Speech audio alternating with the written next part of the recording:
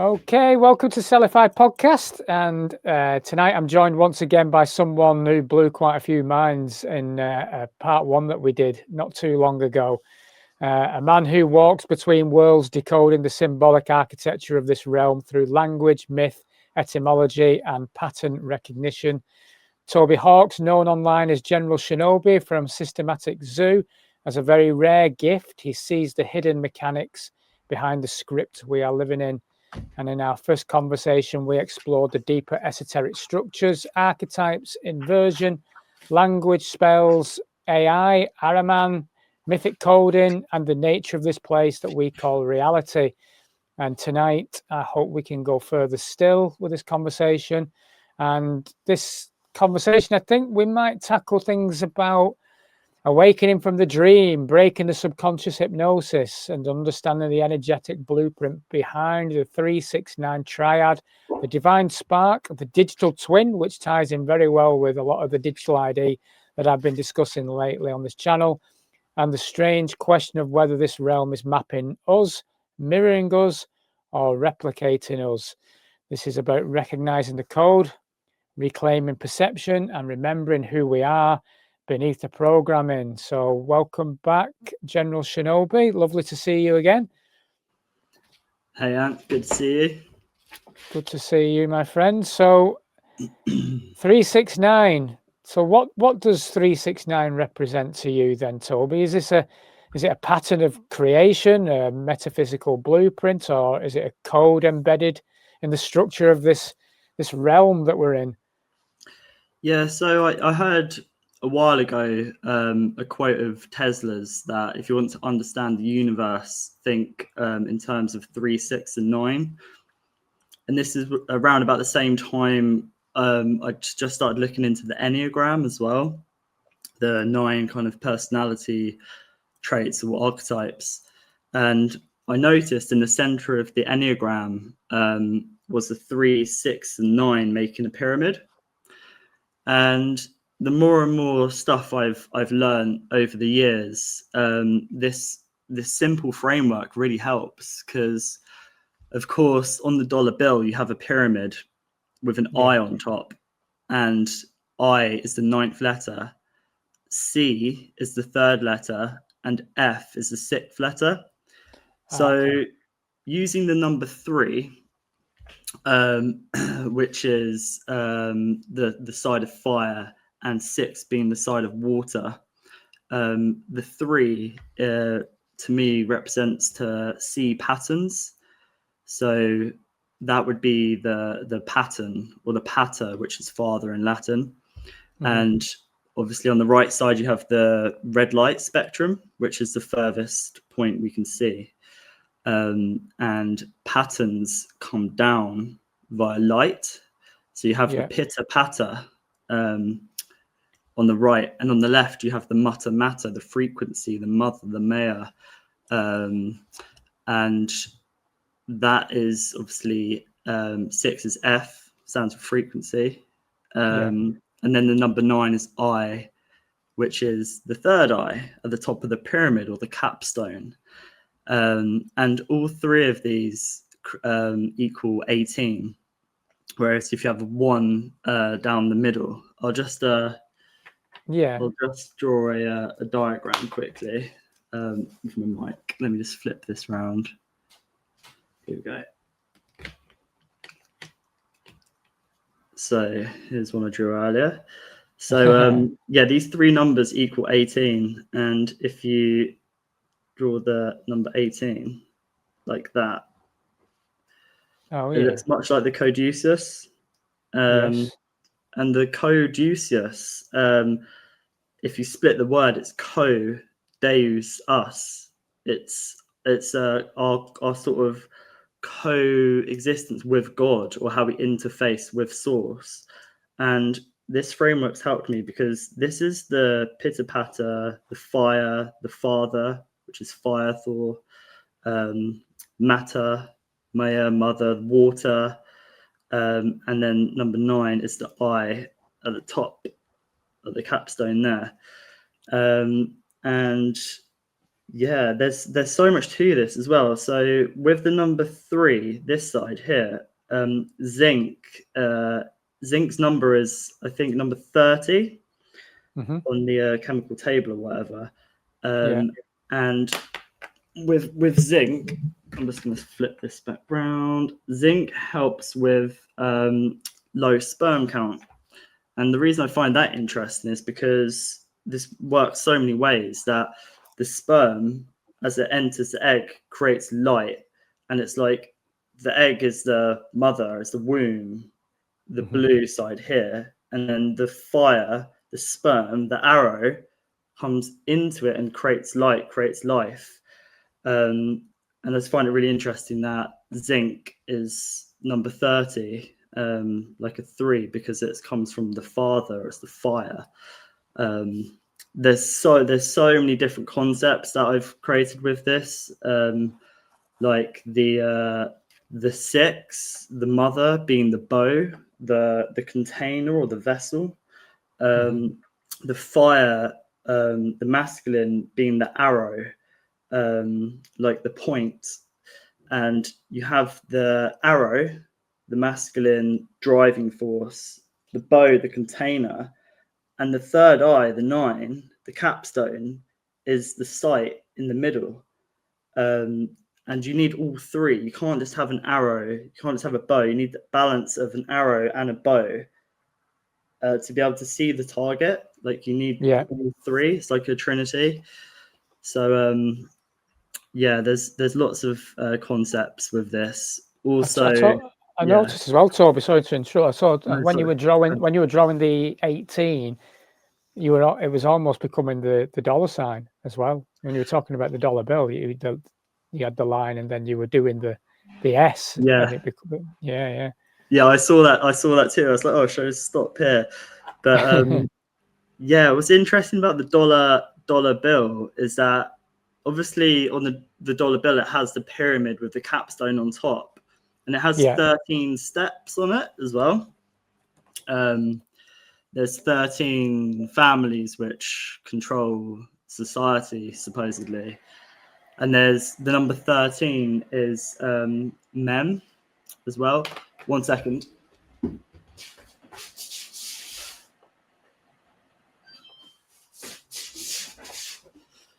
Sorry, the washing machine just turned on. That's all right. I'll edit that anyway, so don't worry. Yeah. Yeah, so there's 13 steps on the pyramid of the dollar bill, which is interesting. And yeah. So there's the capstone there. Yeah, with the all-seeing eye. See that all of these symbols, the swastika, the Star of David, so-called, and this, they're all seen as negative symbols, but the capstone has been removed from the Great Pyramid. Yes. And at the same time now, this third eye here is trying to be removed or like clouded. With COVID, people got brain fog, which affected your prefrontal cortex here, which ties into magnetism. Because they did experiments, I think I mentioned last time, with magnetism, it affects your prefrontal cortex, which is your critical thinking, and you have brain fog. You just can't see ahead. And at the same time as well, if you view the sun maybe as like the pineal gland of the planet, they're trying to calcify that now too. That's right. Yeah, they are. yeah. If you view that as like an eye or like the light, but yeah, also the constant attack, Toby, isn't it? It is. It's a constant attack to remove us from finding our true selves, is it not? Yeah, it really is. And I mean, the thing is, the way I look at it is it is constant if you're awake to it, if you're aware to it, and it gets to a point where it's laughable. And the only reason they do this is because they're weak. It's like I always say, they hate us because they ain't us. Like this whatever's doing this, it seems unhuman. This human's doing it here, but beyond the veil, beyond that, there are external forces like corrupting people's minds, like the hearts of men or whatever. But it's more the mind, because to control a vessel, I think you need to first come into the mind, take hold of that, because it's easier to corrupt somebody's mind than somebody's heart. So, you know, there's been all kinds of like mind control experiments and stuff. And even recently, even now, like Apple AirPods trying to map the human brain so that they can basically read our thoughts. Wi-Fi can see through walls and stuff. And there's all sorts of stuff going on. But, you know, it's not all doom and gloom. It's like, yeah, there's loads of attacks all the time, but they seem to have not been getting very far. That's true. And they won't. Yeah, they won't. They won't, exactly. Yeah. And as I was mentioning earlier before we started recording, that I think that we've done something clever with our spark, because this kind of ties into the story of Genesis and Moses, and Aleph, which is the first letter of the Hebrew alphabet, which looks like a DNA code. And I'll explain more about that in a sec. But this is the Genesis project. I'm not sure if you've heard of that. Recently, Trump's new kind of push for like total AI dystopian control, manipulating, changing DNA. Here in the UK, they want to alter babies' DNA like before they're born. Because of illnesses and stuff. Of course, it's for our benefit. There's nothing nefarious. Of course. That is our spark, and that's what they're trying to do. Perhaps thousands of years ago, they altered our DNA, like maybe, but right now, our DNA is our spark. It sort of ties into the subconscious mind, because there's dormant DNA and parts of our psyche are dormant as well. Our subconscious mind is like the backstage. It's the hidden realms of our psyche, like the rivers of our mind, where people have been made to fear to go there, because talking about the number 9, Pluto is the 9th planet. Pluto is the subconscious. I think it's got 5 moons, and in the underworld there's 5 rivers as well. One of the rivers is called Archon, which is interesting. Oh, that is interesting. Yeah. And so this underworld is the subconscious, which is our own mind, and they've made us fear it, like Hades and fearing death and stuff. You know, but what I think we did is we've buried our spark in the innermost cave. This is why we're all so drawn to the hero's journey, that quest of you know, meeting a mentor, going into the innermost cave, you know, finding something, bringing it out and showing other people. That's what we're all here to do. We are all heroes. We've all chosen to be here at this time to share our gifts. But the thing is, they're buried inside us, and we put up walls in our mind via trauma, or gates. I like to view it as gates, and guarding these gates is gods, which is our archetypes of us, which is guardians of dimensions. Ment is mind in Latin, and die means multiple to change. So dimensions is just parts of our psyche. And I've got this phrase, side keys to our psyche. It's like when we're here, we collect keys. Like Hecate is the keeper of keys and the guardian of crossroads and thresholds. And, you know, her and Anubis, the black dog or the black jackal, there's on the internet, they're both on the same coin. So they're both very similar, sort of guardians of the underworld. They help travelers across the waters, which is in our mind. That's why Hecate has a bad rap. She ate or killed her own children, which is the worst thing a mother can do. Which, you know, there's Medusa, Tiamat, all these monstrous women. Eve, how dare she tap into her subconscious mind? And, you know, so our subconscious mind, even Pluto being cast out as a planet, is now not counted. It's a dwarf planet. Like, this is the Yeah, subconscious realms. It's all being removed. And I think interesting. that in these doorways, like our higher self, which is dragon energy, a balance of both the eagle and the snake. Dragons breathe fire, which is wisdom. The spark coming out. Shin in Hebrew means tooth or fire, and our teeth are very powerful energy centers. Like, literally, light comes out of our mouth, and our reproductive organs. That's where the most amount of light comes from.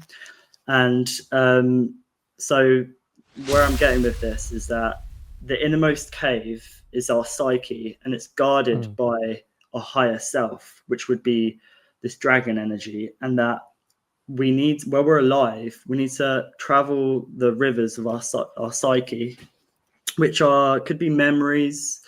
Sometimes waters are treacherous, going deep into the water, which is kind of like the sort of parts of our psyche that you have the subconscious and the conscious mind. Most people are partly conscious in life, but really Yes, it's the subconscious which is pulling the strings. And I yes, view it as there are beings up here, corporations, pulling the strings on our psyche. So people are walking around thinking that they're alive, but really they're not. They're just sleepwalking through life. And just because you're doing things doesn't mean it's really you wanting to do it. This is why it's so important to go inwards, have intuition, which is another thing they're trying to get rid of, and sort of meet our higher self, hand over the key, because people can't push you through the door. Like, there's gates there. You need to let your higher self know that you're ready to open that door, that portal to the dream worlds, to other realms. And I think that's a wonderful thing. Like, it can be quite treacherous getting there. Most people don't want to do that. Most people would rather just focus on the day-to-day things of going to work and stuff, and that's where they've trapped us. That's where they've got us stuck. But I think that is our own hero's journey. And yeah, I agree. yeah, It's all the programming though that we endure as from childhood, well, from birth, really, isn't it? And then we're kind of born into these systems, and we're programmed so heavily that you are then running on your subconscious mind, and it's just literally, you could be running on adrenaline, you could be running, you could be running on just that program, and you never find. I find it, for me, it was trauma that actually started my process of awakening.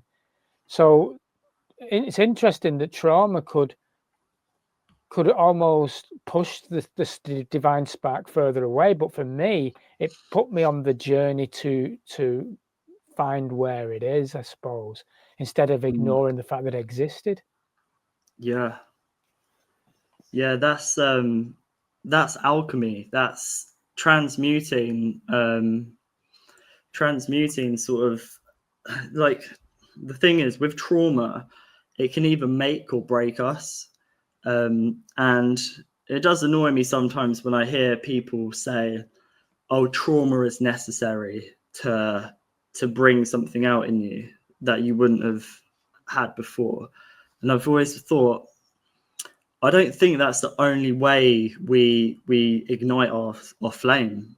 I think we can do it through guidance, which is lacking in the world. There's not many mentors on the world stage for a reason. There's people guiding people down many different dark paths on the world stage and in music and stuff, but there's not many mentors or like initiation for especially young people.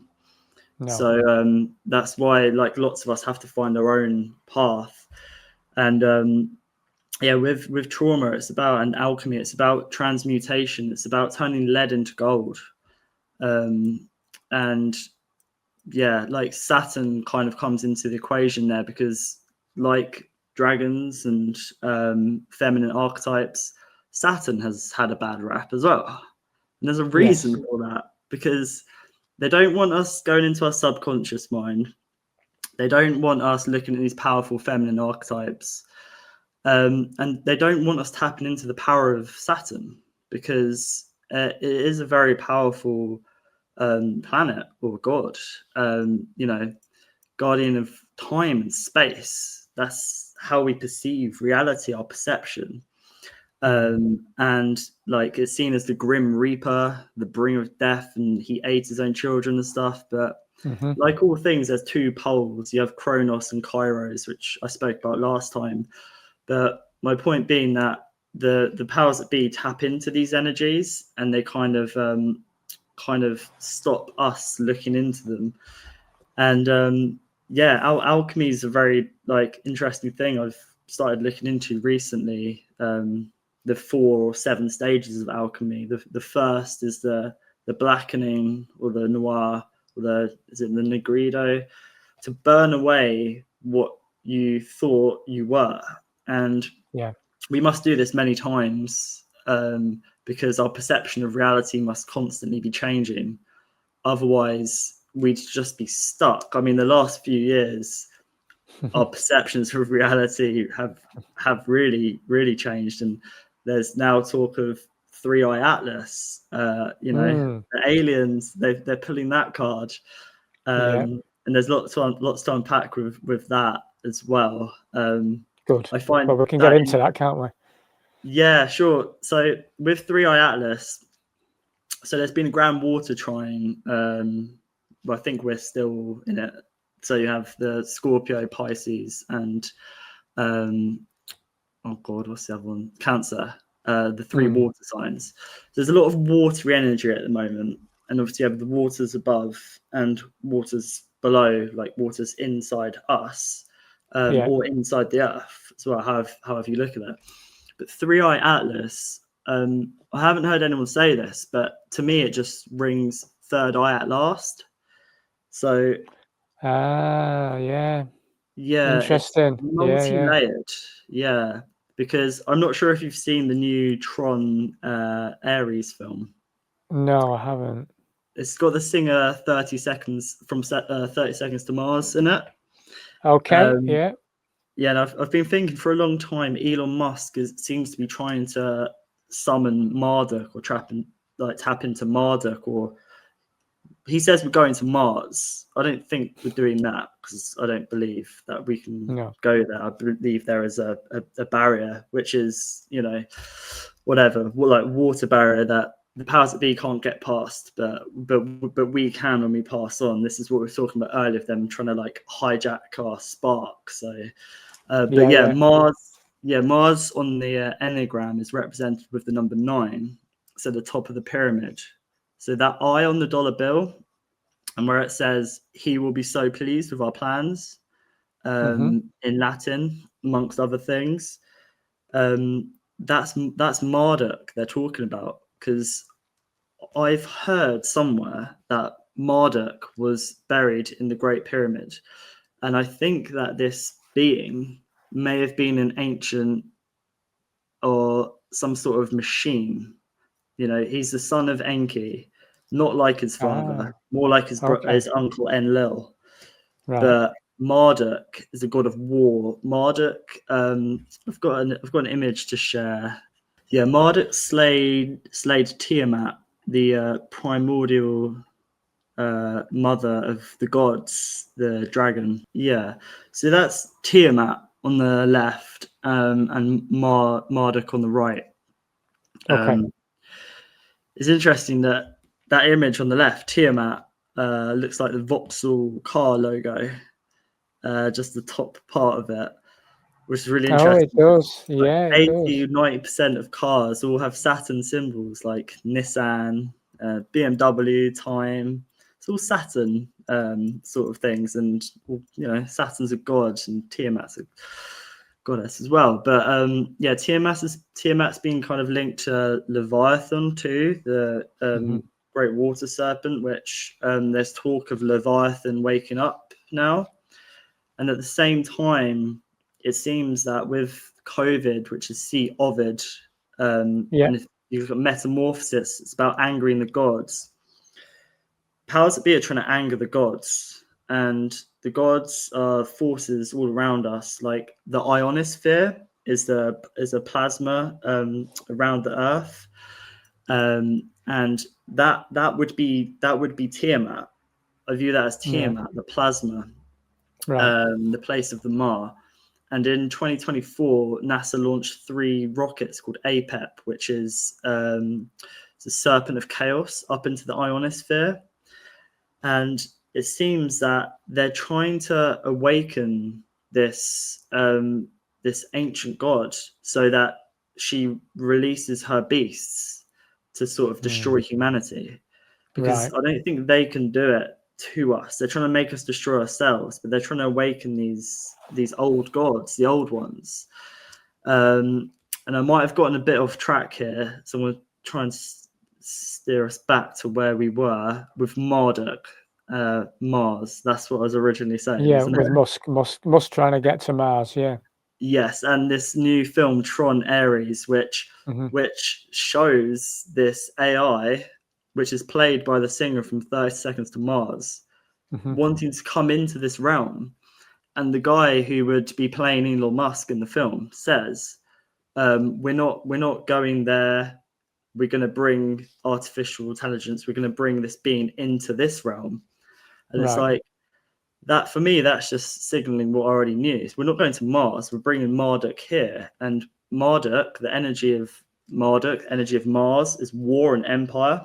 And it's about slaying this dragon. It's about slaying our dragon, which I was talking about as our higher self, which is our sovereign being, a balance of the eagle and the snake. And that is what's happening with Elon Musk sort of talking to Tommy Robinson on the big screen, wearing his eye t-shirt with the eye on it, saying about the Star Trek future. At the same time, everyone has a St. George cross flag, which is the flag which is on the judgment card, the tarot judgment card, which I'll share, which is very telling because that's the number 20. Number 20 is associated with Anu, Okay. the Anunnaki, just Enlil and Enki's father, Yeah. who I just view as Saturn, Yeah. like beyond time, because Enlil and Enki I just view as kind of different sides of Saturn. Sorry, just trying to find this image here. God, what did I say I was going to share an image of? Tarot, right, there we go. Judgment card. There we go. There we go. Yeah, so that's the judgment card. And the reason why I find this interesting is because you have the black cube in the bottom, or the 3 blacks, where they come out of the water. Yeah. Yeah. And you know the trumpet there. You have Trump pushing all this AI, and you have Pfizer with their mRNA vaccines, which in Germanic, Pfizer means pipe player, like Apollo, Right. like the Pied Piper. Interesting. Yeah, and I just find it interesting that everyone waves this flag, and St. George rode a white horse, which I view as Pegasus, and we have the Pegasus scenario. We have We've the just had Pope, that, haven't we? yeah, and then we have the Pope being given a white horse called Proton, which is an anagram of pronto, which means quickly, hasten, hurry up. Time is running out for them, not us. And it seems to be popping up a lot, this this Pegasus and St. George. And obviously St. George slayed the dragon most famously. Who was the dragon? Was the dragon Tiamat? Was the dragon was the dragon like guarding the old world, which was the Tartarian Empire, because their flag was a black dragon. So the Tartaria has been cast out. The old world, all these old world buildings where we clearly had a more kind of we're more connected to the earth and water. Like Tartaria is Tartar. It's like connected to Ea. Ea is another name of Enki, or the earth. So we're more connected to the earth. It's in the name. And the Nephilim, we were told they were horrible giants, whatever. Well, the Nephilim is the dream world in Norse mythology. Nephilim. Okay. Nephilim. Okay. Nephilim. Were we more in touch with the dream world when all these buildings were built? And I think we Yeah. really were. And I think that dragons, these plasma beings, were protecting this realm, and that they had to destroy all these bells and stuff because there's certain beings which can't be here when there's a certain resonance. So yeah, it all It's comes down. interesting that. Yeah. So, but you obviously what you're saying is they're trying to bring in through a portal, creating some kind of portal to bring in a demonic god. Is that what Marduk? Well, so the stories of like Enlil and Enki and Marduk, like the Anunnaki, they may well have been real beings. Not saying they're not, but I just look at the essence of things, and to me, Enki represents the earth and water, and Enlil represents the air, the mind, and Marduk represents Mars, which is supposedly a dry planet with no water. And this is important because Mars is linked with Elon Musk, which is pushing this artificial intelligence where there's no emotion, which is water, and no intuition, which is water. So I'm just like connecting these things, and I don't know if it's a real being, but there is a beingness which is being birthed, because as far as I see it, the Matrix is I think it means womb, and that's why the Matrix gets a bad rap. Oh, the Matrix, you want to break free of the Matrix. It's like, it's a womb, we're in it. It's not a tomb, it's not an atom, it's a field. But like, if you like feel what's going on, not kind of feel like rigid and mechanical. And we're in a womb, and we're here to grow. I think that this realm used to be a lot more fun than it is now. People have hacked the game, and there's lots of manipulation and psyops and whatever going on, and it's been going on for a long time. But this is the realm of potential. So how I see Marduk, them bringing that energy in, is that I believe that they want to turn this realm into hell, bluntly. And what is hell? Not the god hell, but hell is a cold place. So they want to block out the sun. They want to make it more cold. They want people isolated. They don't want us talking to each other. They don't want us breathing fire like dragons. They don't want us to be wise like dragons. They want us all quiet, like uniformed, rather than united. And subservient and fearful and in control, which again ties into the transhumanism agenda, ties into the digital ID and everything else that's going on at the moment, to bring us, like you say, to isolate us, where we are micromanaged individually 24/7 by AI. Yeah, exactly. With digital ID, the digital identity and these ID cards it would always be the first step towards artificial intelligence, because I don't think there are super smart machines, and I don't think AI is going to be a god. I think before that happens, we need to be dumbed down way more, because more and more people are becoming aware and are beaming. Like they need to do way more than they're doing right now. They'll never make us worship AI. Some are, but you only get told what they want you to in the media and on social media. Most people aren't far left. Most people aren't far right. Most people are human still. And the dead internet theory of a lot of people not even being real online and stuff, It's like they're trying to blur what's real and what's not, all these fake videos. And it started off with on Instagram, people having, or on new phones and stuff, like people looking like they're wearing makeup when they're not. They're trying to make us fake so that this artificial seems real, but it won't. They won't get there. But the digital identity is that is what they want. They want our identity, which is our spark. This is the end game. Is to the true essence, our true self. Exactly.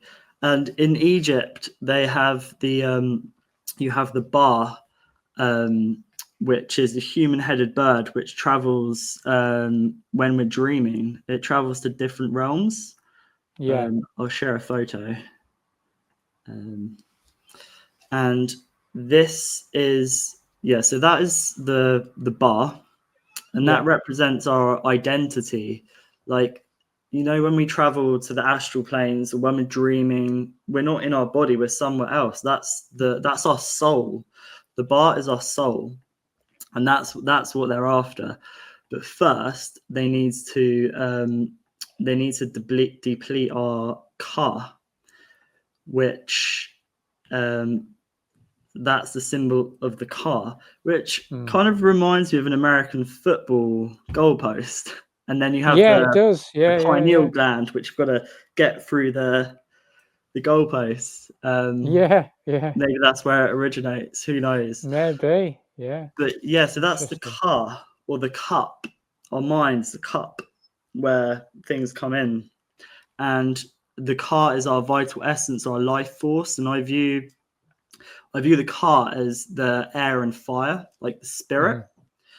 So the air and fire is masculine, and then the earth and water are feminine, and the spirit is the more masculine, I guess, conscious mind, our life force, and then the bar would be our subconscious, or the more waters, the more feminine, the bird, which travels to different worlds, our imagination, I guess. And in Egypt, they believe that to go to the next place beyond here when we die, we had to have a balance of both the ka and the ba, and then the not the the ak, spelled akh, which means I in Sanskrit. So there we have the 369. You have the 3, the fire, the father, the pata, the ka, and then you have this side, the water, the ba, the mother, so father, mother, and then in the central point you have the seed, or the pineal, or the eye of Horus, the third eye, or the arc. It's the third eye is the pin to the spin. If you view the word spin, you have an S, and then you have the pin in the middle. So you have, that's a caduceus, or the dollar sign, and they want us spinning in circles, chasing money. And money is mon-e, one energy, which is our current, our life force, the currency. It's the currency, and both money and gold, that they don't diminish. Sorry, not money and gold. Water and gold don't diminish. Both equal a number 13. In Hebrew, mem is water, which is the 13th letter, and gold is AU. A is a number 1, and U is the 21st letter. So you have a 13, 13, 13. 13, that's another thing which has been demonized. Oh, Friday the 13th. Oh, no. And the Knights Templar were betrayed on Friday the 13th as well. That's right. There was a different kind of monetary system back then, with us passing gold around, and I think they guarded crossroads as well, like Hecate, guardians of crossroads, so we could pass gold coins around, and there was a much more electrical charge between us, and they built amazing things too. So lots of stuff links together when you go down these trails. Well, so they're trying to to control our divine spark, or I mean, they manipulate us and they control us through our subconscious mind, heavily programmed. We don't truly find ourselves, or we don't even, most people don't even search for themselves. They just literally go through life in a dream, if you like, and they may go, go do their 9 to 5, get the pension, drop off the mortal coil, and then repeat and repeat. Yeah. Because that's what they want. They want us entrapped in this realm on that repeat, without finding ourselves and without asking questions.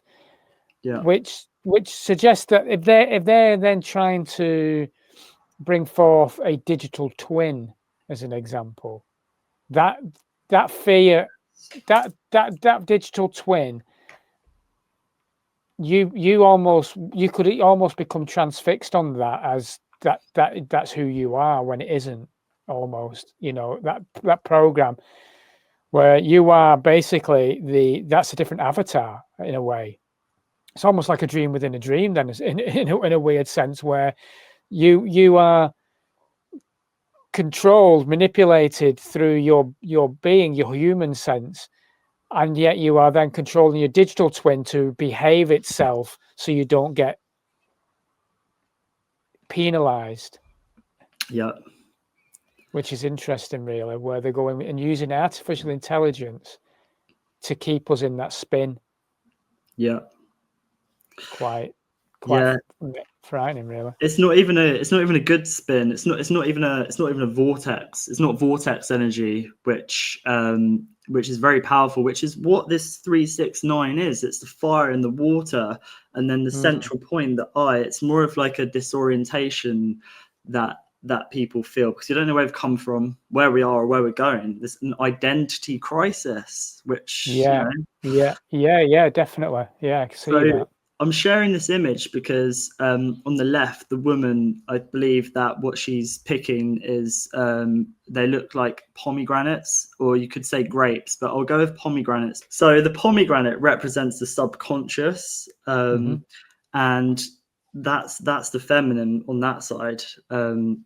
I need to refresh myself with the story of Persephone and the pomegranate. But like that was the fruit in the Garden of Eden. The fruit that Eve ate was a pomegranate, supposedly.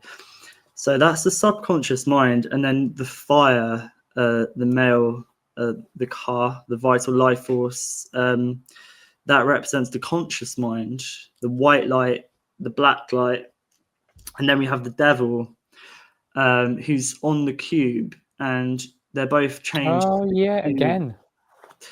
Yeah, they're both chained to the cube there, and I think that that's very interesting, because it kind of reminds me of the Baphomet as well. And it's got the goat head. The goat's been demonized too, and I think that the devil, I think, isn't Satan. The devil is a trickster, which gets a bad rap too. But the difference between the trickster and a deceiver is that one is a sorcerer and one is a philosopher. A philosopher, a trickster, invokes a thought-provoking question, or being of enlightenment. I think that's what a koan is. It's when a master... Well, what is a koan again? A koan is a question which is an unanswerable question, but it's thought-provoking. And I think that's what the devil's job is to do. People view it as Satan, or like the goat head, or whatever. But the deceiver is the sorcerer, which is source error, which a sorcerer seeks to diminish other people so that they can take their power. And in the world, there's not tricksters on the world stage. There's sorcerers. There's dark magic.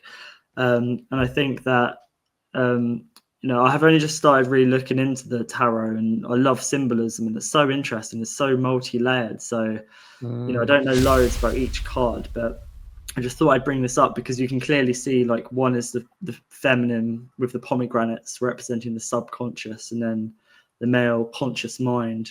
And I think that you need to To get out of the cube, you need to have a balance of the two. I'm not talking about non-binary. I'm talking about which is the opposite, which isn't both. I'm talking about the psyche, the subconscious, the water, the feminine, and then the fire of the masculine conscious mind, like unity rather than uniformed. Like, you know, I'm not talking about cult here. I'm talking about being a sovereign being.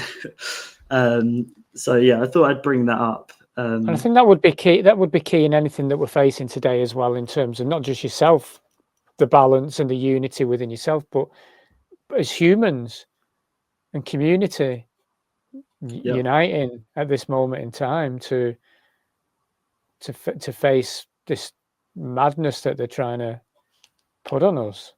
Yeah. When you were talking about digital ID a minute ago, and being transfixed, I was thinking of the myth of Narcissus.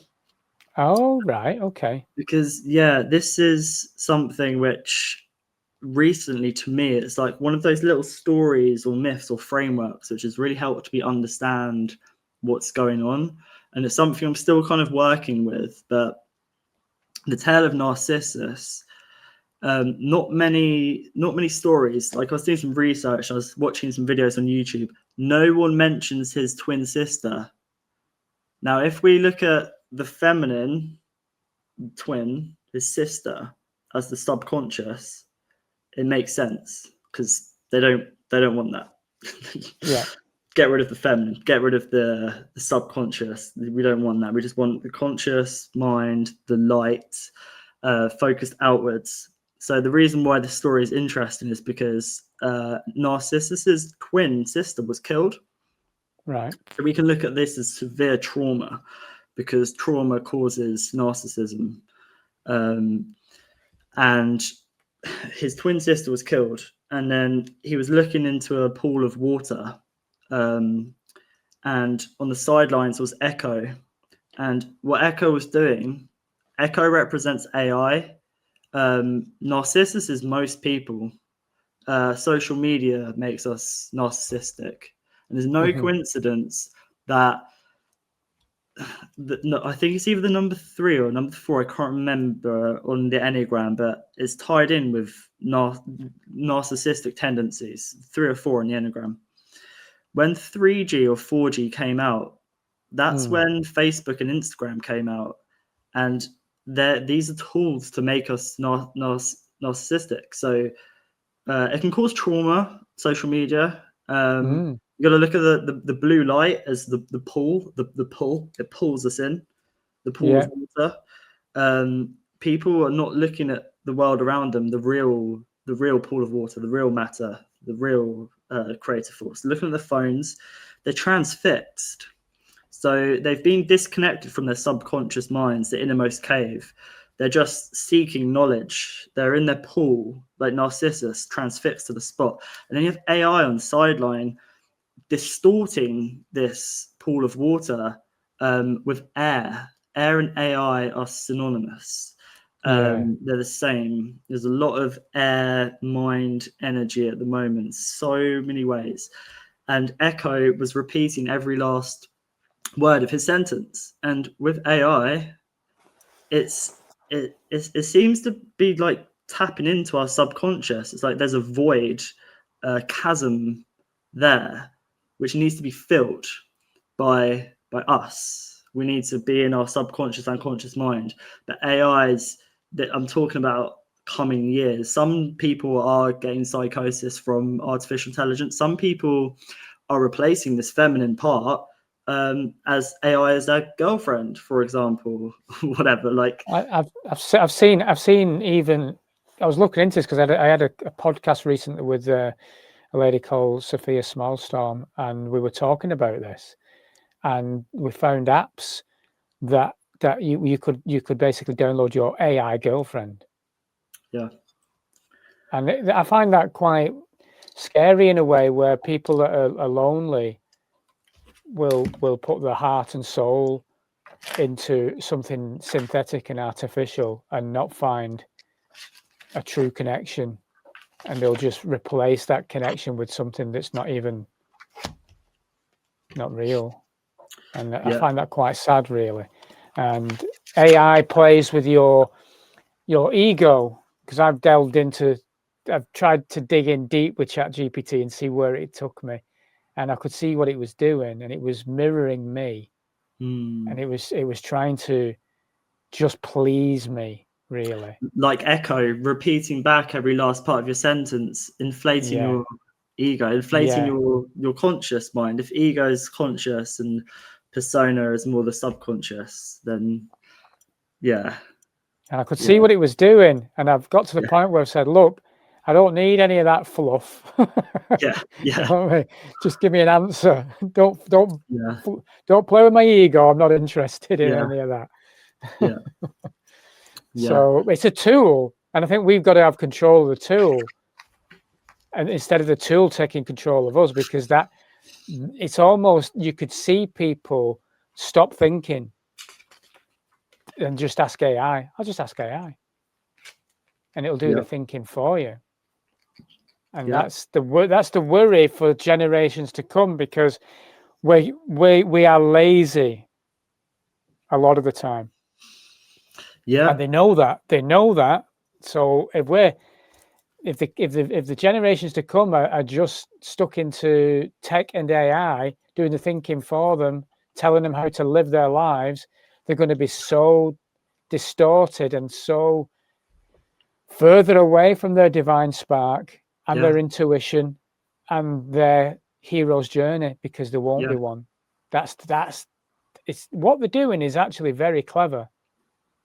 It's a very, very clever trap that they're putting humanity in at the moment.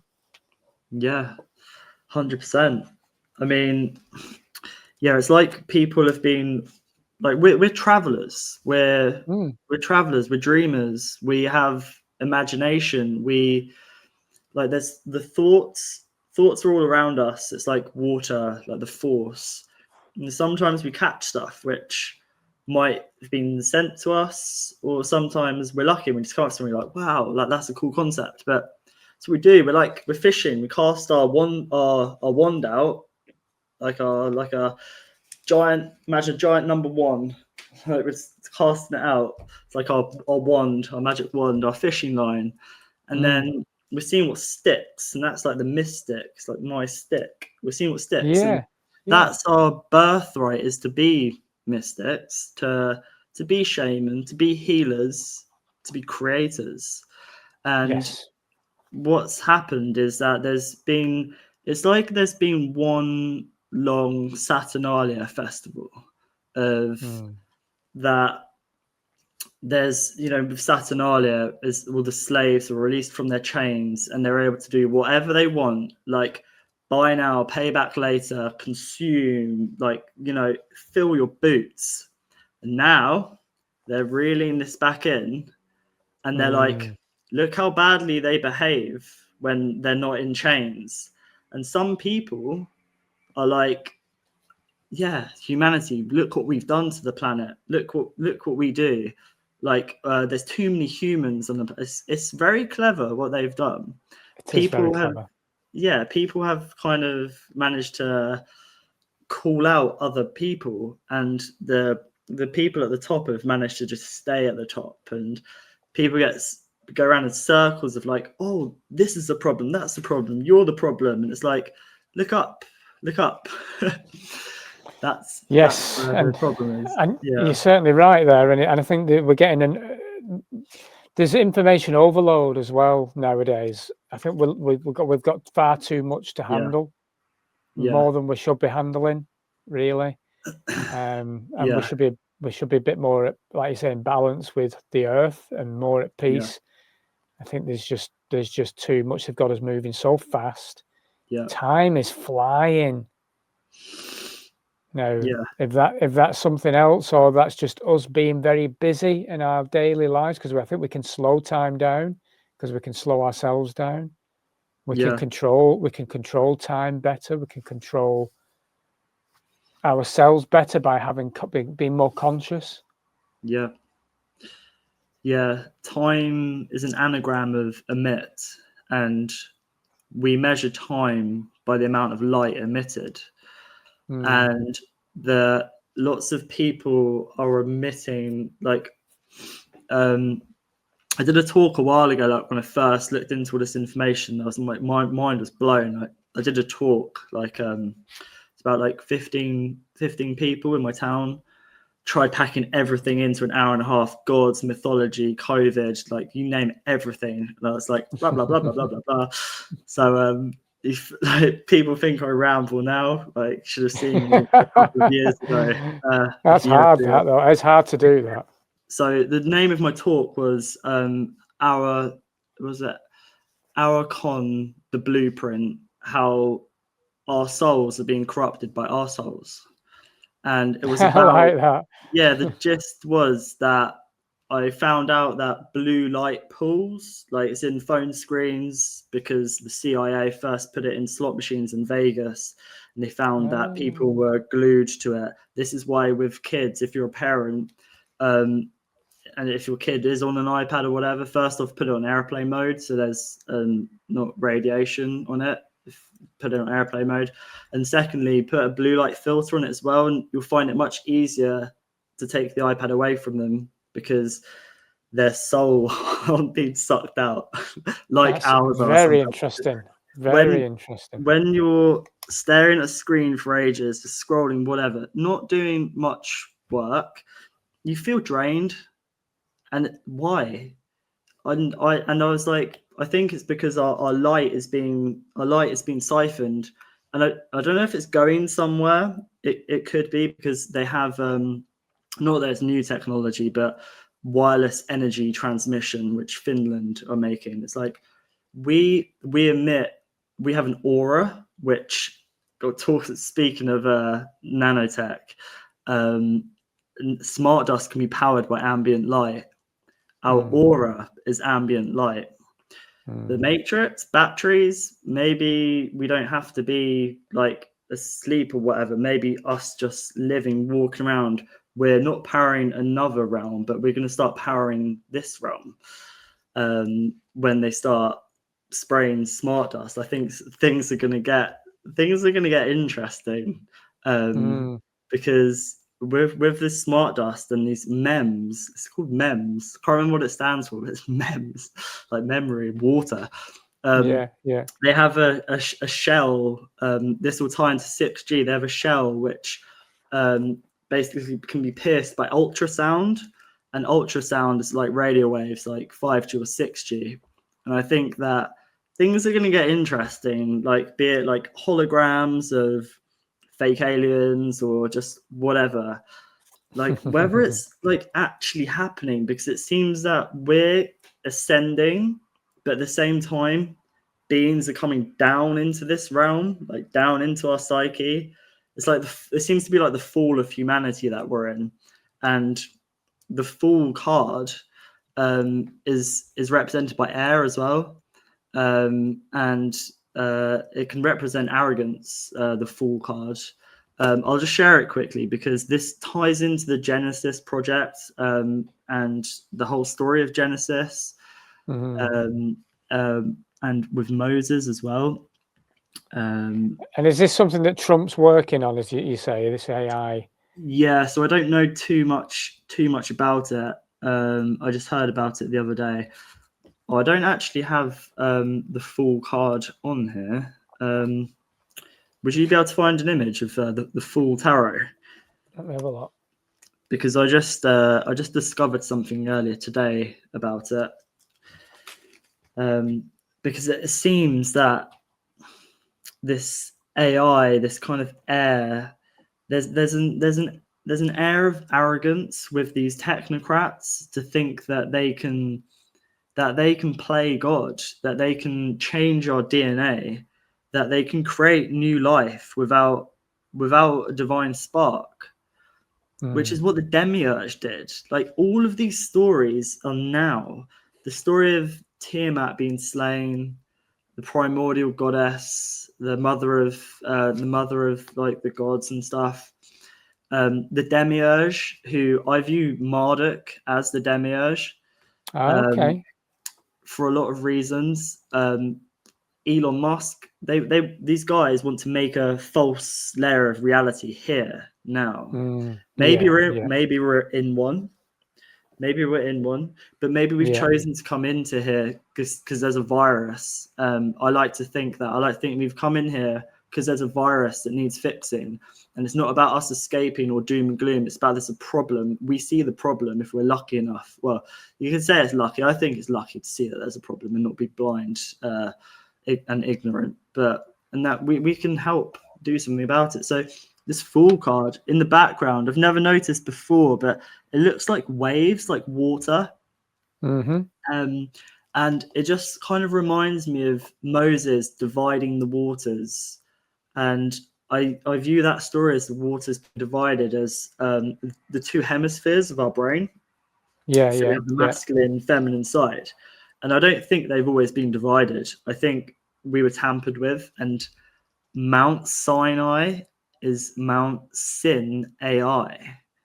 Sin is light. Ah. So the light of AI, this is an old story of AI messing with us. And I think it's to do with machines. You could call them aliens, but it's these mechanical beings that are basically fucking with us.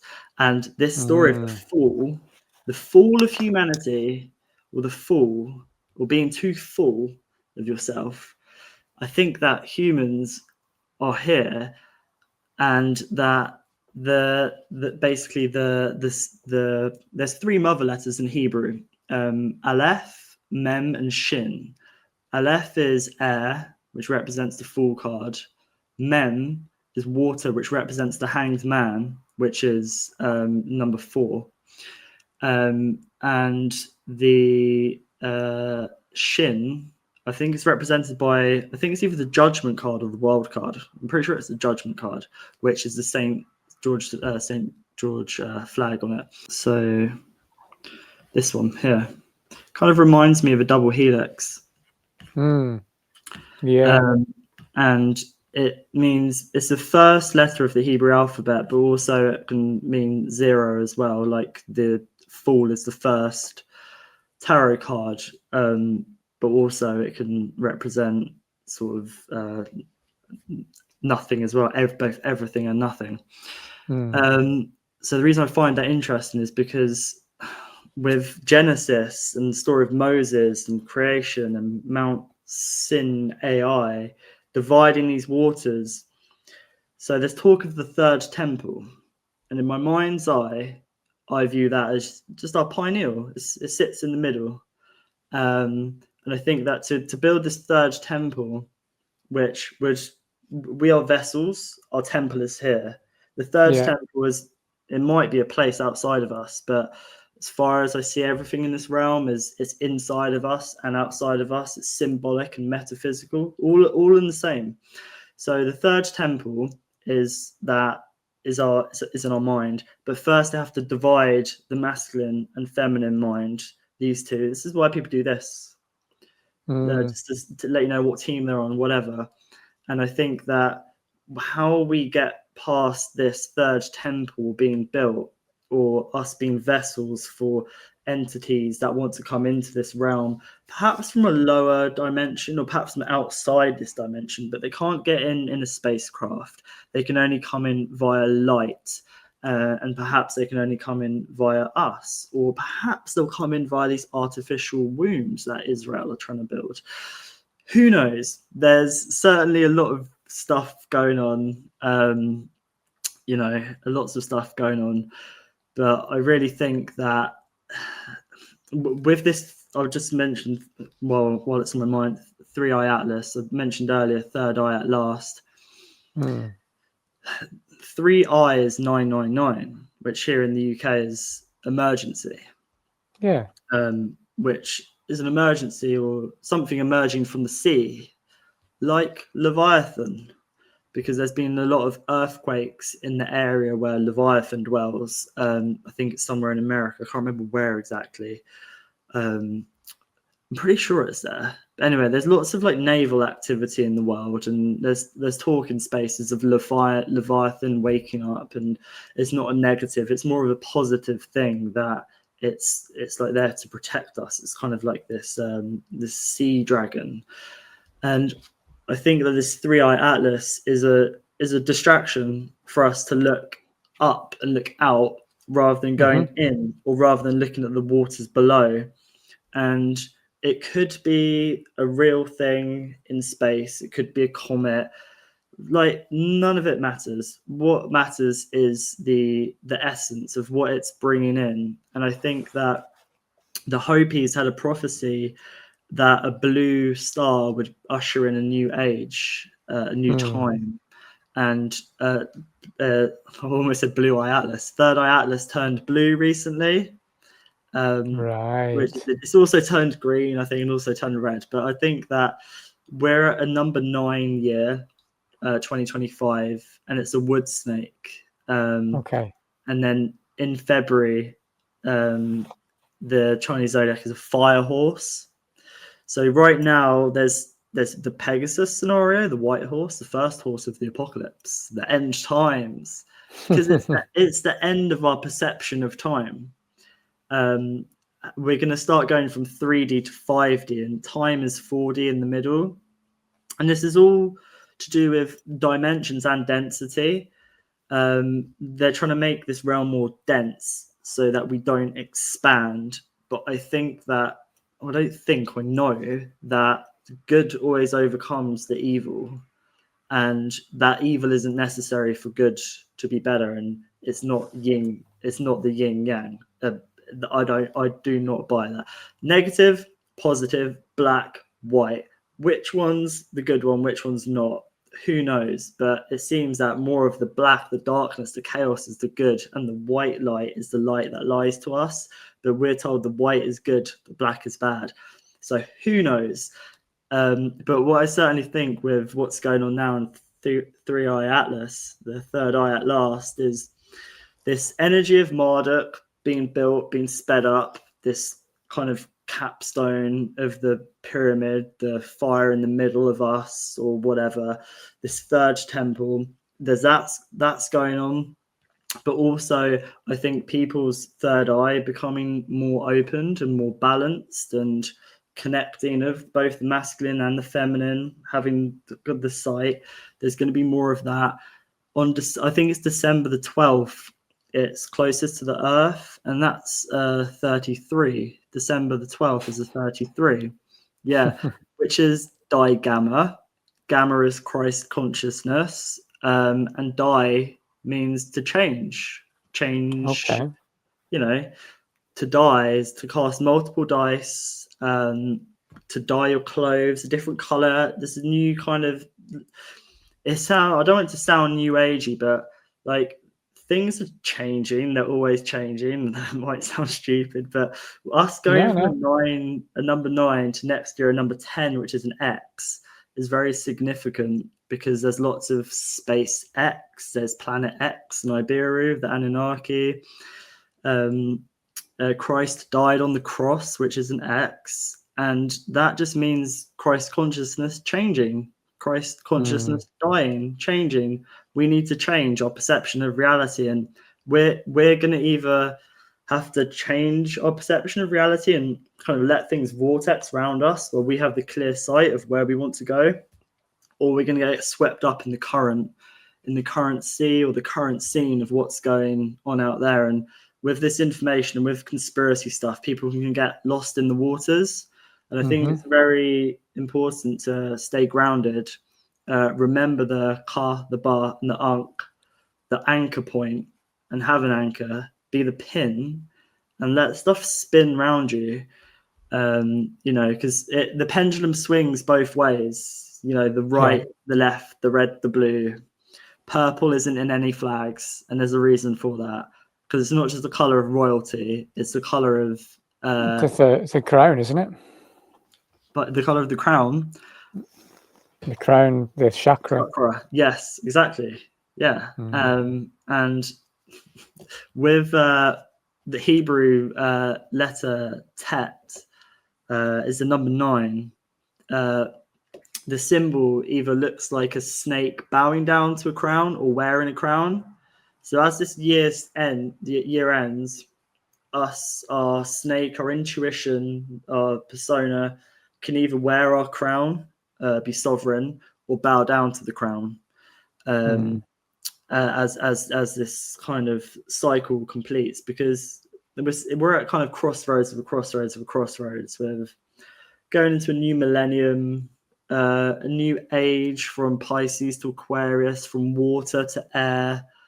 Aquarius, the energy that comes for us with this new age. Aquarius is an air sign, but a water bearer. I think that what's happening is there's a lot of air and not enough water. There's a lot of mind, but not enough heart. And I think that the age of Aquarius can be like, it's to do with technology, which is language and symbols, sort of stuff we've been talking about, which I call technosis, technology of gnosis and frameworks, and how we can understand the knowledge of both knowledge and intuition is the key to wisdom. But yeah, man, I'm rambling there. Well, I was just going to take you back a little bit to where you mentioned something about the fact that we could possibly have chosen our way back here because we think we're going to fix this realm, that there's a virus, that we're here to resolve something in this hero's journey. So what if, as creators, we have actually created this mess, that we see ourselves in, to alchemize it, to transmute it, to change it. That's why we're here. I think, what do you mean by we've created it? Well, as we are all creators in our own reality, what if we're creating our own shitstorm all the time? All the time. Individually, we are creating our own mess and our own path all the time. So what if collectively we are, because we say this is a dream, a dense dream. What if we are, because you mentioned, like I say, we come here to fix the virus, to change it. Well, what if we have done that? What if we've actually created this whole transhumanism mess consciously to repair it, to have the hero's journey, to go through those painful steps, to go through it, to transmute it, to alchemize it, to become and find our divine spark, and to go home. I mean, I have thought that as well. That perhaps it's all part of the. I don't like to say the word game. Dream is a better word, or a story. That I think I said earlier as well, that this realm used to be a lot more fun than it is now. Even the last couple of years, more fences have gone up. You have to book before you go somewhere. I'm talking about thousands of years, longer, whatever. Things used to be more fun. There used to be less barriers and stuff like that, you know. Even as a kid, actually, remember, used to go and knock on someone's door, see if they're in. Now, like text or phone or book appointments or whatever. You know what I mean? That's right. There used to be a lot more, even the last few years. But I think that this realm or place, whatever, I think that I've had a concept that we're replaying the karma of Atlantis, or another civilization, and perhaps we're in a black cube. That's what this reality is. Some people say it's a simulation. Everything's made of light. Light comes in, light should go out, and then you have lunar, which is lunoir, which is black light. Lunoir. I just thought that earlier because I saw it written down. I was like, lunoir, black light. Yeah, so we've got the sun. We come down in. We're supposed to go through the black sun, which I think is maybe was here before this satellite, which is called the moon now, which is just another white light which reflects our souls back here. I've heard someone talking about that, and I thought that was interesting. That's why we go crazy on the full moon, and there's waters, emotions, and memory and stuff. I think that we're supposed to pass through and learn, and come here to grow and into the womb, and we grow and we go out, but something's happened and we're kind of looped back here. And I think it's hijacked. I think this realm's been hijacked. Yeah. And I think we've been hijacked as well, like you were saying about the DNA. Yeah. Has it or not? I don't know for sure, but the things I've been reading and looking into would suggest that we have been messed with. Yeah. And it stops us from finding our true selves, Mm-hmm. or slows us down, slows our progress down. I think everything about this realm is deception and slowing us down. And like you said, not to talk about a game as such, but to make it light-hearted, because it is a painful place at the best of times, if you can call it a game. Yeah. And we've got to navigate this thing and find our way home. I just see it as I'm on a hero's journey. I know I'm on a personal hero's journey, and it's a struggle at the best of times. It's hard work, but I ain't giving in. Yeah. You know, I'm not giving in, and it's a fascinating place. I was saying to my missus only the other day, we have been given with this earth the most incredible stage to perform on, but everything else slows it down. It isn't the place.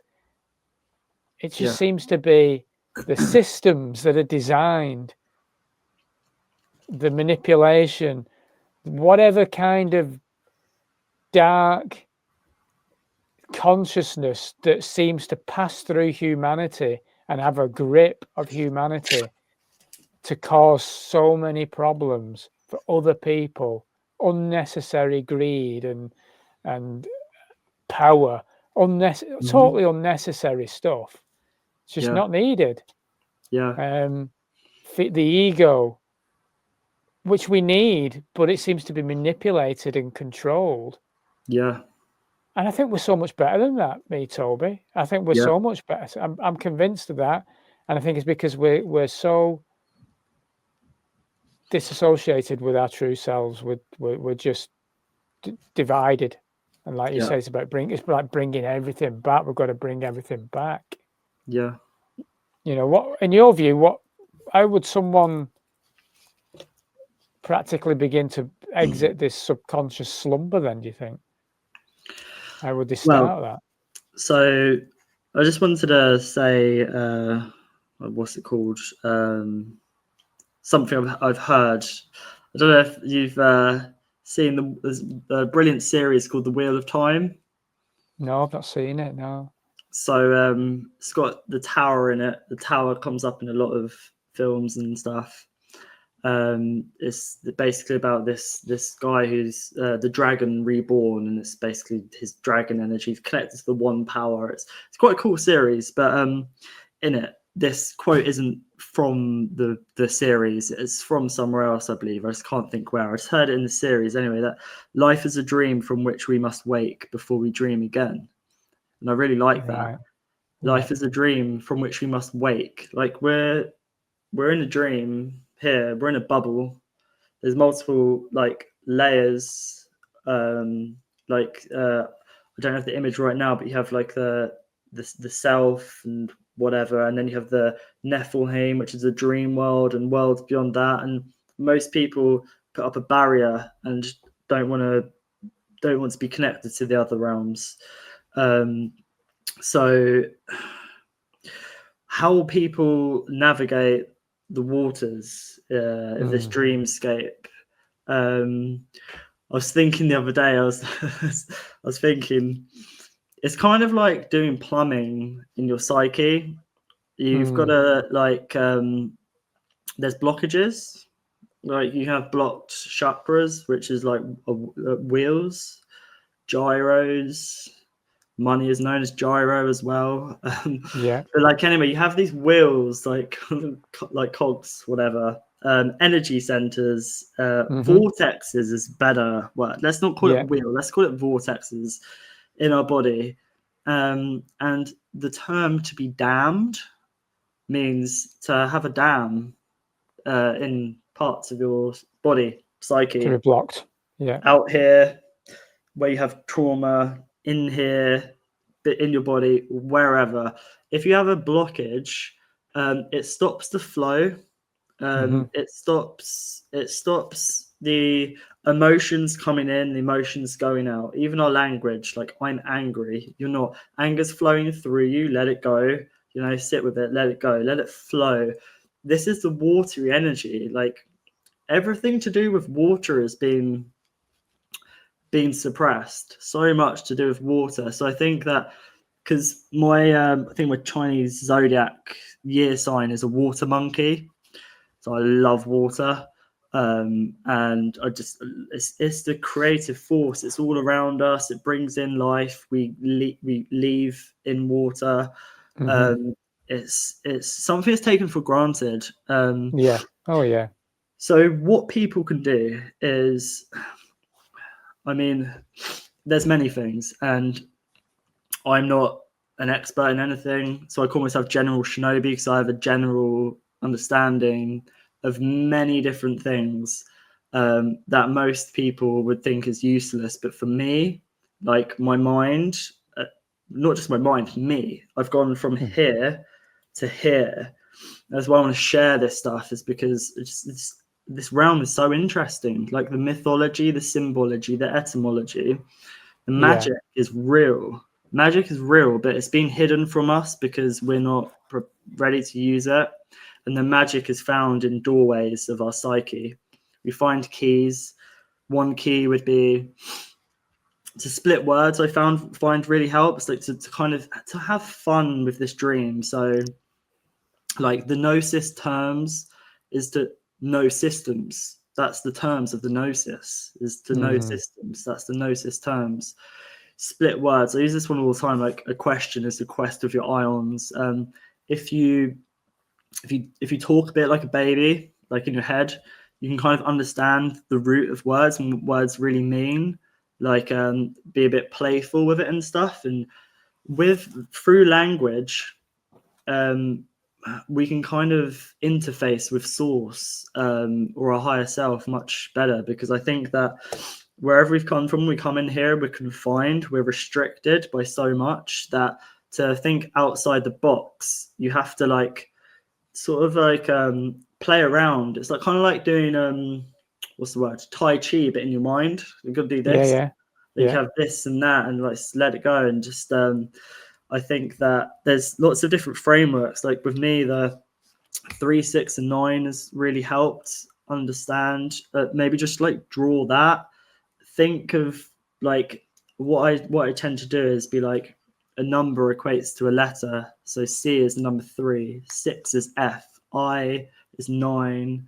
And it's like, what's the 9th planet? Oh, Pluto. That's the subconscious. Oh, that's sort of related to the third eye, both of which have been cast out. And it's like you can kind of see not the mechanics, but the magic of what's going on, see through the veil a bit better.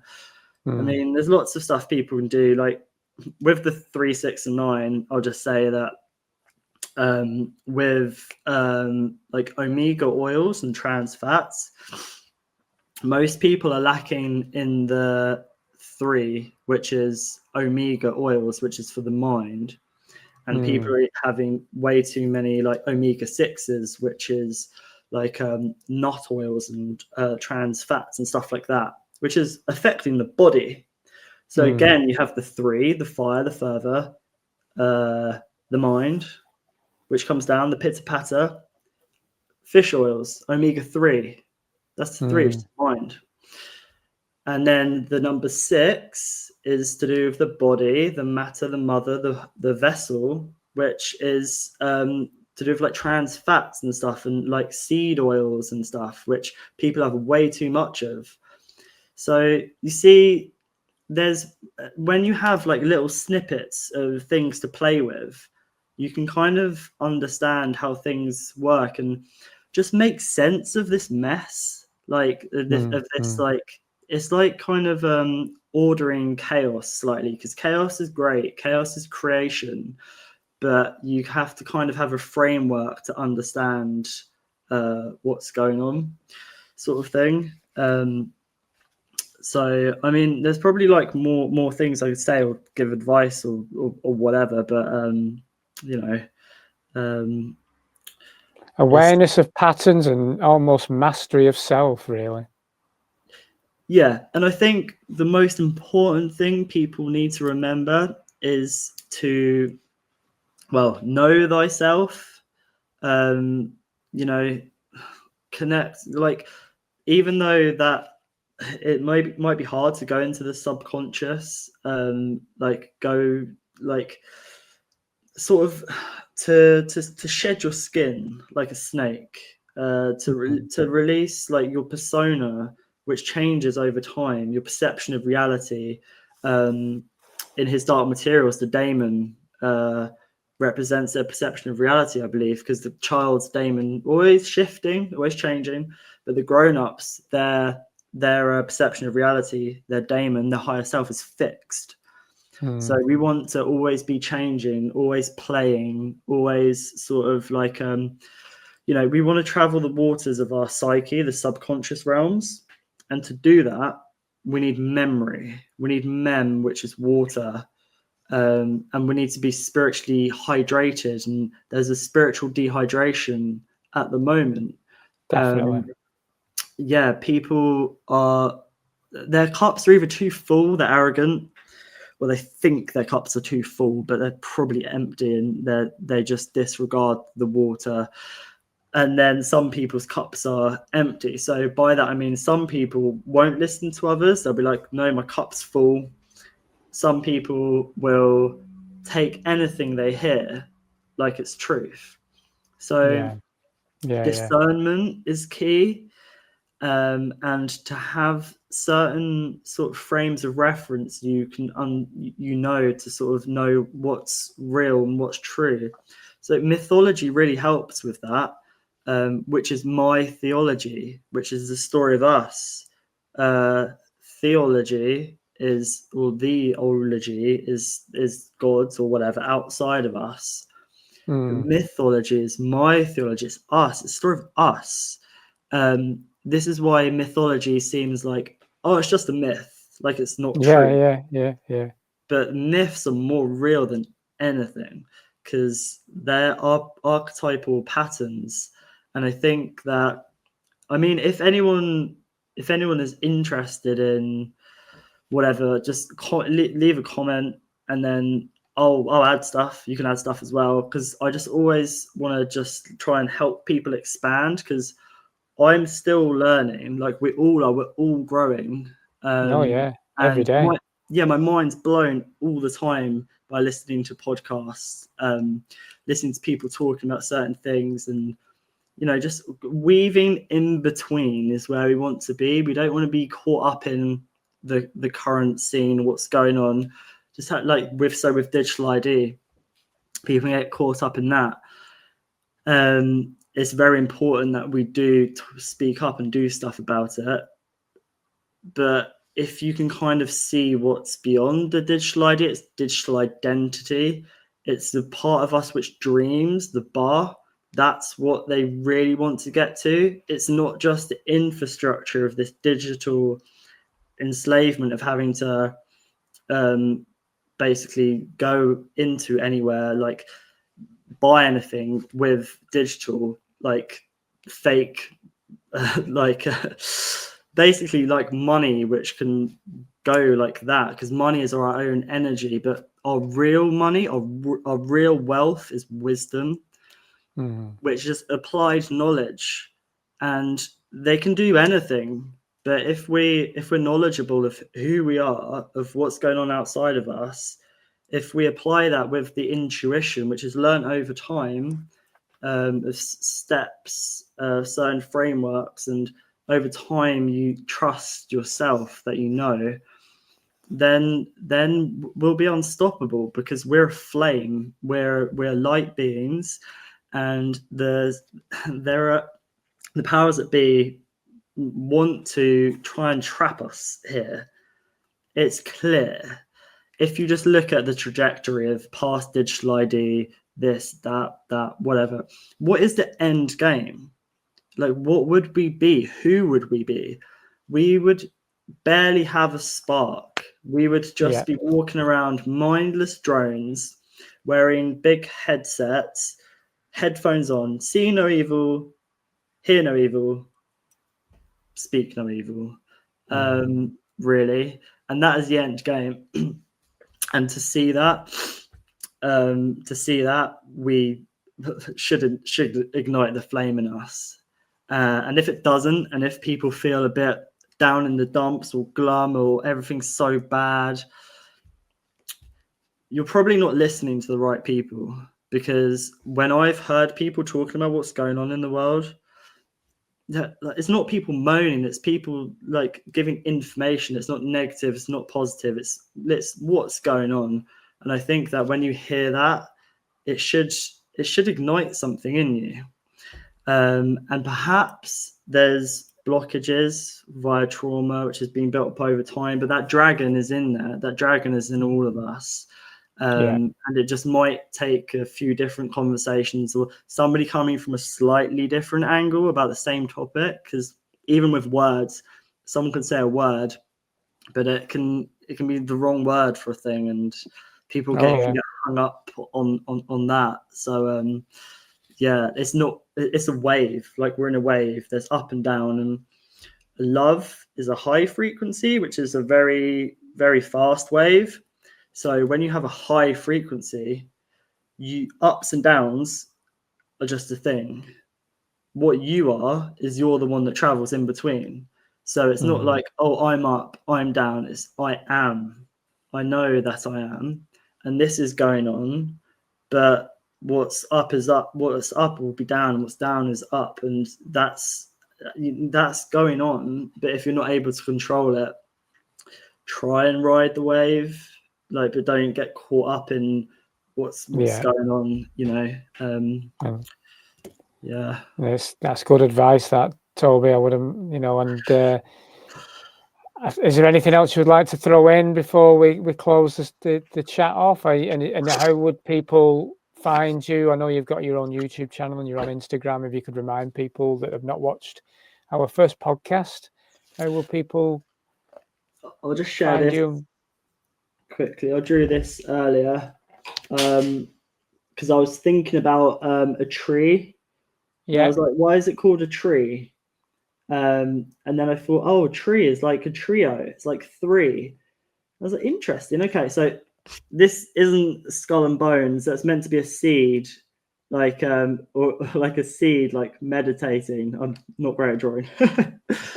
So the seed, which is our pineal, which might be us, we might be the seed, is we've come into the dark, and a seed needs both light, which is the fire, and water to grow. So I view that as the Trinity.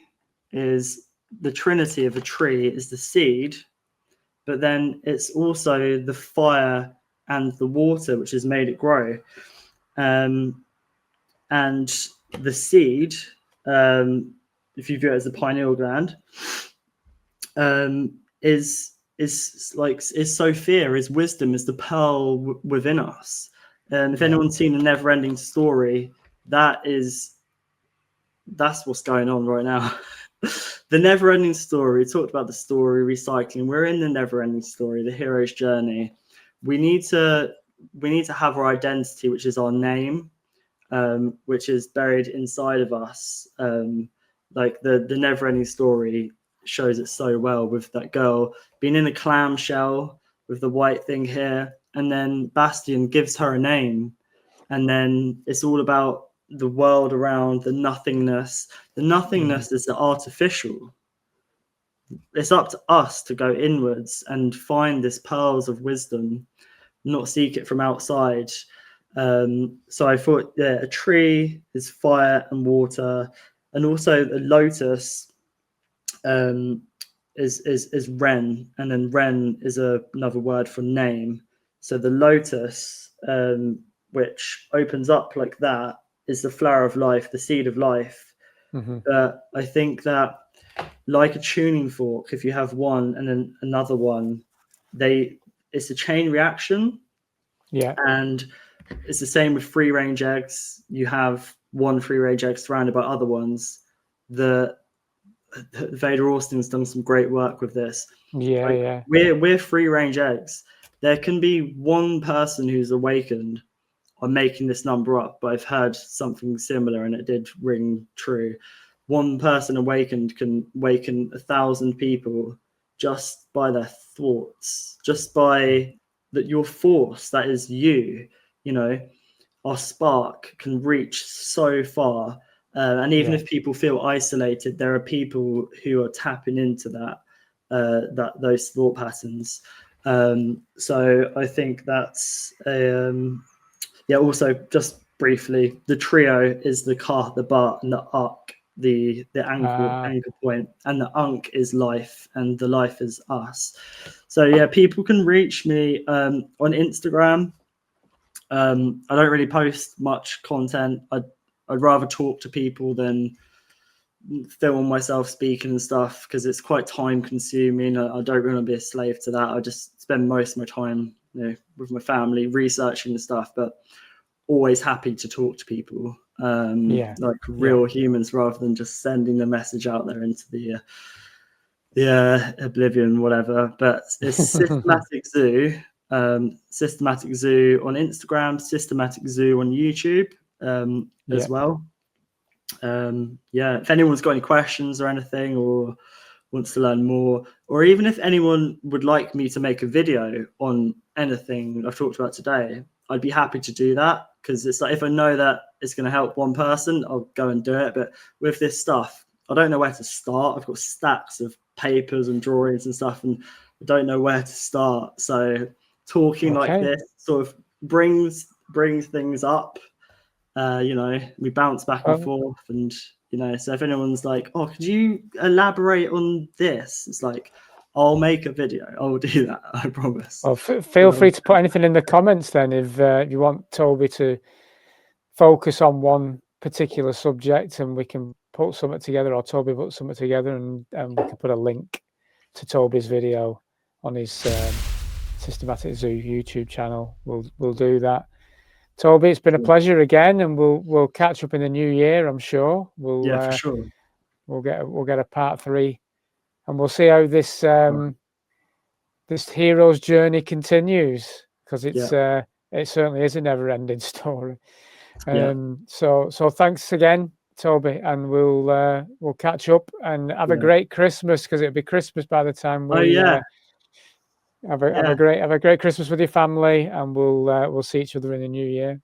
Take care, Ant. You too, brother. You too. Have a good Christmas and New Year and stuff. See ya.